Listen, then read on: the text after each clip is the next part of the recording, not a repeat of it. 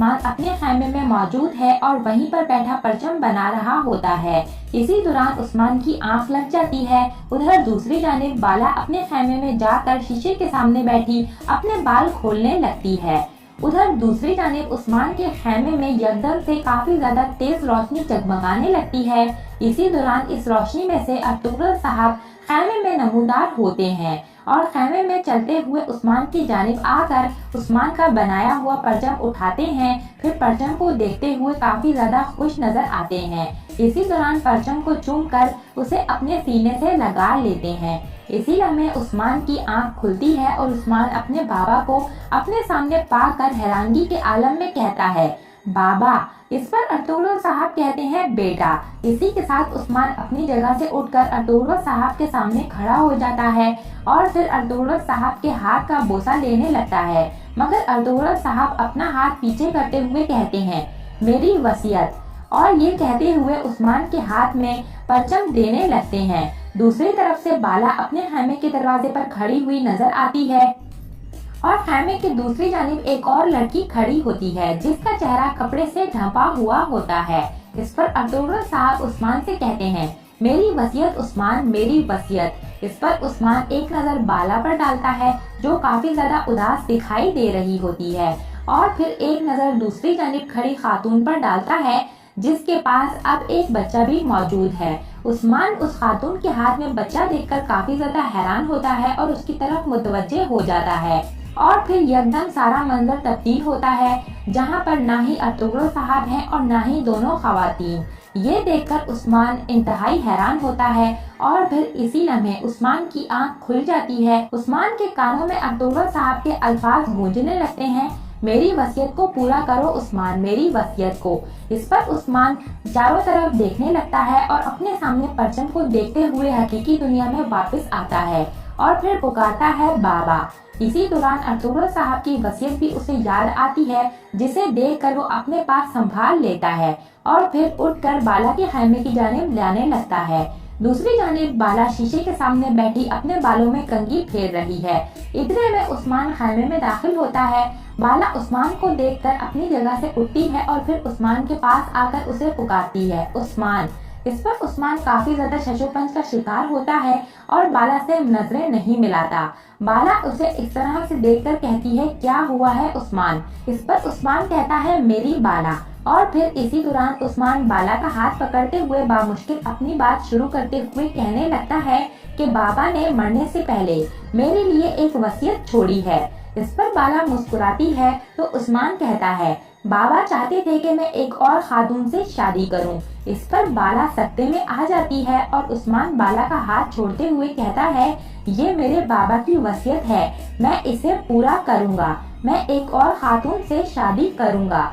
मैं इस बार कोई खेल नहीं खेल रहा, मैं चाहता था कि तुम ये भी जान लो। इस पर बाला मुस्कुराते हुए अपने जज्बात पर काबू करते हुए कहती है, ये क्या बात हुई उस्मान साहब। इस पर उस्मान बाला को तकने लगता है कि ये क्या बोल रही है। इस पर बाला कहती है, आपने इतने वक्त से मुझे क्यों नहीं बताया, आपने मुझे ये सब कुछ बताकर खुद को पुरसुकून क्यों नहीं किया। ये कहते हुए बाला शीशे के सामने जाकर अपना सामान समेटने लगती है। इस पर उस्मान बाला को इस तरह से परेशान और कशमकश का शिकार देखकर उसे कहता है, मैं तुमसे नजरें मिलाकर तुम्हें तकलीफ नहीं दे सकता था। इस पर बाला कहती है, ऐसा मत सोचिए उस्मान साहब। और ये कहते साथ ही बाला पानी का प्याला लेकर वहाँ से उठ जाती है और फिर दूर जाकर उस्मान को कहती है, मैंने आपको नहीं कहा था कि आप एक और खातून से शादी कर लें। इस पर उस्मान बाला की जानिब आकर पीछे खड़ा हो जाता है और बाला की सारी बातें सुनने लगता है। वहीं बाला प्याले से पानी को वापस जग में डालने लगती है और कहती है, देखिए अब ये तो अर्तुगरुल साहब ने भी कहा है, अब ये अर्तुगरुल साहब का हुक्म है तो इससे पीछे नहीं हटना। यकीनन आपको ये करना होगा, ये आपके बाबा की वसीयत है, हमारे सरदार की वसीयत है। ये कहते कहते बाला जोरों कतार रोने लगती है। इस पर उस्मान बाला के कंधे पर हाथ रखते हुए कहता है, बाला रो मत। इस पर बाला मुड़कर उस्मान का हाथ पकड़ लेती है और कहती है, नहीं मेरे उस्मान, मैं नहीं रो रही। इस पर उस्मान बाला से कहता है, तुम्हारे रोने का मतलब हमें अजियत देना है बाला। इस पर बाला कहती है मैं नहीं रोऊंगी, मैं शिकायत भी नहीं करूंगी, मैं सब्र करूंगी। इस पर उस्मान बाला के हाथ को थपथपाते हुए उसे तसल्ली देने लगता है। तो बाला कहती है ये हमारा मुकद्दर है उस्मान, हमारा मुकद्दर है। ये सुनकर उस्मान बाला के माथे पर बोसा देता है और फिर बाला को कहता है ठीक है। ये कहकर उस्मान खैमे से बाहर जाने ही लगता है, लेकिन खैमे के दरवाजे पर खड़ा होकर बाला को रोते हुए देखता है और खुद पर जब्त करने लगता है कि शायद हम दोनों की किस्मत में यही सब कुछ था। और फिर कुछ सोचते हुए उस्मान खैमे से मरकजी खैमे में आ जाता है। उस्मान के बाहर जाने के बाद बाला का सब्र का पैमाना लबरेज हो जाता है और फिर वो जोरों कदार रोने लगती है। बाला के रोने की आवाज उस्मान के कानों तक पहुंचती है तो वो काफी ज्यादा परेशान हो जाता है। इसी परेशानी की हालत में वो अपने तख्त की जानिब जाता है और उस तख्त को देखने लगता है।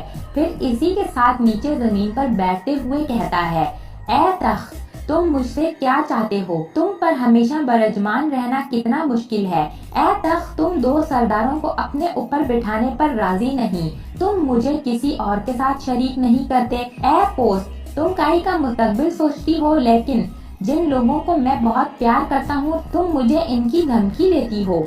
ऐ तख्त, तुम बका की बात करते हो, तुम मुस्तकबिल की बात करते हो, तुम कहते हो मेरी औलाद होनी चाहिए, लेकिन जिसे मैं सबसे ज्यादा जानता हूँ और जिसे मैं सबसे ज्यादा चाहता हूँ, तुम इन खूबसूरत आँखों वाली लड़की को गम में मुब्तला कर रहे हो। मेरी जान, मेरी मोहब्बत, मेरे हाथ से, मेरे दिल से इसे खामोश कुएं में ले जाओ। ये सब कहकर उस्मान की आंखों से आंसू बहने लगते हैं और फिर उस्मान वहीं पर बैठकर अपने हाथ उठाकर दुआ करने लगता है।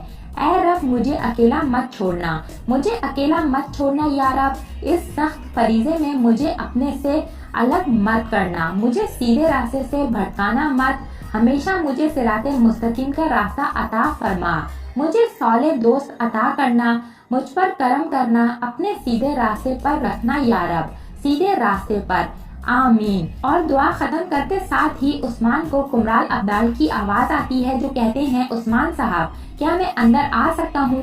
इस पर उस्मान कहता है आ जाइए और अपने आंसू साफ करते हुए तख्त के पीछे से उठने लगता है।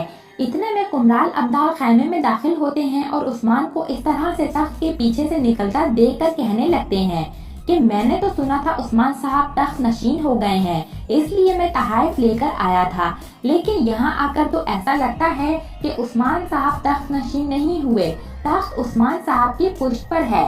इस पर उस्मान कहता है मेरा बोझ भारी है, क्या राज है इसका? इस पर कुमराल अब्दाल कहते हैं ये मुझसे मत पूछिए, बार बार तराशने के बाद इस शक्ल में आने वाले तख्त से पूछिए। इस पर उस्मान भी अपने तख्त की जानिब देखने लगता है और फिर मुस्कुराता है। इस पर कुमराल अब्दाल कहते हैं मुझे माफ कर दे उस्मान साहब। इस पर उस्मान कहता है आपने मेरे खैमे को इज्जत बख्शी।